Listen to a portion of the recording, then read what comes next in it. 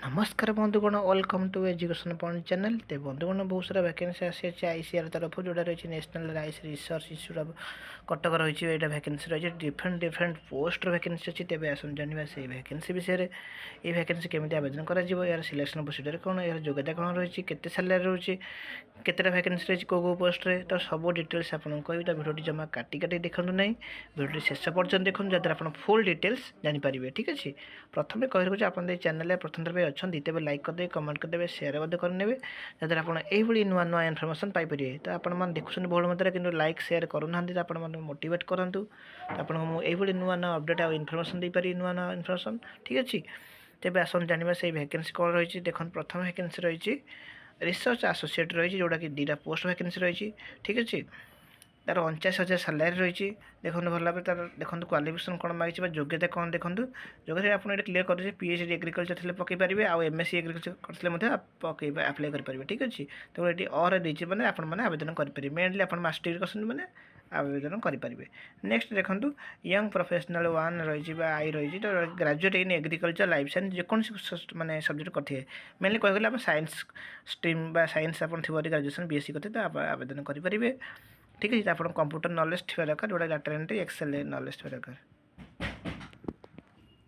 Then देखो अच्छे young professional 2 अच्छी जोटा कि तार 3टा वैकेंसी अच्छी। देखो तो सालारी 35 सालारी रही। तो आर बाग देखो योग्यता कौन ना पोस्ट ग्रेजुएट इन एग्रीकल्चर और बटनी लाइफ साइंस जेको सब्जेक्ट करते तो आपने आवेदन करेंगे। ठीक अच्छे तापर देखो सीनियर रिसर्च फेलो देखो जोटा 5टा वैकेंसी रही जोटा कि सालारी देखो तार अच्छी 31,000 सालारी रही 35 सालारी मतलब बढ़ी बढ़ी रही है।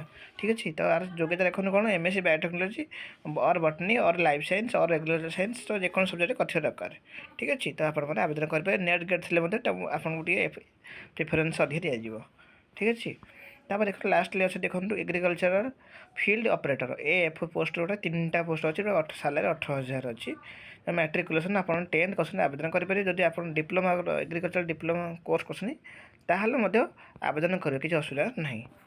ठीक अच्छे तापर आसन जाना एज लिमिट देखिए देखो फास्ट पोस्ट है आपंकर एज लिमिट देखो एज लिमिट रही रिसर्च एसोसिएट रही देखो एज लिमिट 18 ରୁ 40 21 ରୁ 40 रही। ठीक अच्छे तो यार माने इंटरव्यू देखो इंटरव्यू प्रथम मेंशन कर कौन से यार नो एग्जाम नो फी केवल इंटरव्यू हम वाल कि इंटरव्यू हम। ठीक अच्छे तार देखो कौ डेट्रे हम यहाँ देखो सब डेट अलग अलग पोस्ट अलग अलग डेट्रे हो अलग अलग टाइम हो 29/5 अच्छी 11 AM अच्छी। ठीक अच्छे तो आप संपूर्ण क्लीयर हो जाते तापर देखो कौन अच्छी यंग प्रोफेशनल 1 जोटा अच्छी यहाँ देखो तार रही यंग प्रोफेशनल 1 रही जोटा कि 21 ରୁ 85 मध्य एज रही आर मतलब से 29 तारीख अच्छी 29/5 29 मे अच्छी जोटा कि ये 2:30 से 11 था ये 2:30। ठीक अच्छे यंग प्रोफेशनल 2 जोटा अच्छी तार मतलब एज लिमिट देखो 21 ରୁ 45 आर 30/5 अच्छी 30 तारीख मे मसर अच्छी 2:30 अच्छी। तापर सीनियर रिसर्च फॉलो जोटा था एसआरएफ से 21 ରୁ 35 वर्ष अच्छी है मेन ओमेन 45 वर्ष अच्छी जोटा रही 30 तारीख मध्य रही 30 तारीख रही 11 AM रही। ठीक अच्छे नेक्स्ट देखो तार रही कौन वैकेंसी आमर रही वैकेंसीटा एग्रीकल्चर फील्ड ऑपरेटर तार देखो रही एग्जाम आमर इंटरव्यू डेट देखो तार अच्छी 31/5 लास्ट अच्छी जोटा कि मिनिमम एज लिमिट 18 ରୁ 50 मसीहा अच्छी। तो सबूर प्लेस ऑफ इंटरव्यू देखो यार इंटरव्यू सामान जगह हम से आईसीआर कटक हम ओडिशा हम। ठीक अच्छे पोस्टिंग ओडिशा हम सब क्लीयर कर देती आपने सब जानीपारे के आवेदन हम के तार जो मैंने प्लेस कौट हो आवेदन करार तो सब डिटेल्स आपको कहले एवं आसन जाना केमी आवेदन करेंगे। देखो आप देखो ये जो रही आपंकर यहाँ ऑफलाइन एग्जाम आप्लाय हम ऑफलाइन हम आप स्पीड पोस्ट करते हैं स्पीड पोस्ट करेंगे कौन कौन डॉक्यूमेंट्स दरकार देखो आप फोटोग्राफ दरकार जो मैंने इलिजिबल थे से डॉक्यूमेंट्स दरकार सपोज आप एग्रीकल्चर फील्ड ऑपरेटर पकड़े तो आप मेट्रिकुलेसन दरकार तो मेट्रिकुलर डॉक्यूमेंट्स दरकार सहित पासपोर्ट साइज फोटो दरकार सब जेरक्स दरकार सहित आपंकर जो एक्सपीरियंस सर्टिफिकेट देपारे।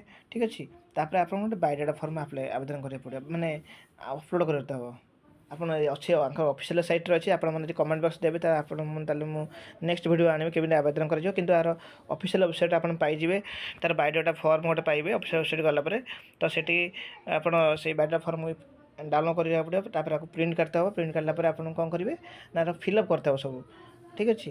ତ ଆପଣମାନେ ଯଦି କରିପାରୁନାହାନ୍ତି ତାହେଲେ ଆପଣମାନେ କମେଣ୍ଟ ବକ୍ସ ଦେବେ ତ ମୁଁ ଆପଣଙ୍କୁ ବତେଇଦେବି। ଠିକ୍ ଅଛି। ତ ମୁଁ ଆପଣଙ୍କୁ ଗୋଟେ ଲିଙ୍କ୍ ଦେଉଛି ତଳେ, ମୋ ସେଇ ଗ୍ରୁପ୍ରେ ଆମର ଟେଲିଗ୍ରାମ ଗ୍ରୁପ୍ରେ ଆପଣ ଜଏନ୍ କରିନିଅନ୍ତୁ।